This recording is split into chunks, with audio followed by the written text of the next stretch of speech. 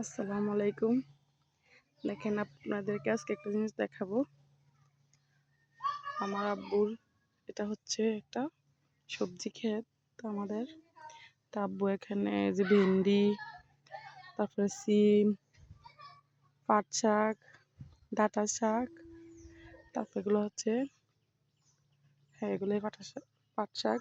তো যে এখানে আবার অনেক সবজি আছে। এই যে এখানে ওই যে টিনের বেড়াটা কতটুকু পর্যন্ত আমাদের। তো এখানে আব্বু আবার চাল কুমড়া, করলা, তারপরে সর্ষে এগুলা লাগাইছে। তো এই তো দেখেন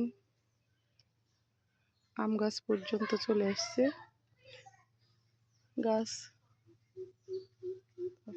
এখানে একটা আম গাছে অনেকগুলো আম আছে, যে এটা হচ্ছে রূপালি আম, কোনো পাকে নাই।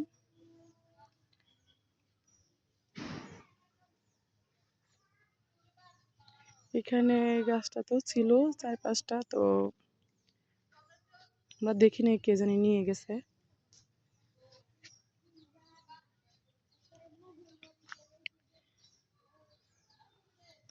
তো আমাদের বাড়ির সামনে এই ক্ষেতটা, এটার মধ্যে আব্বু শাকসবজি লাগায় সবসময়।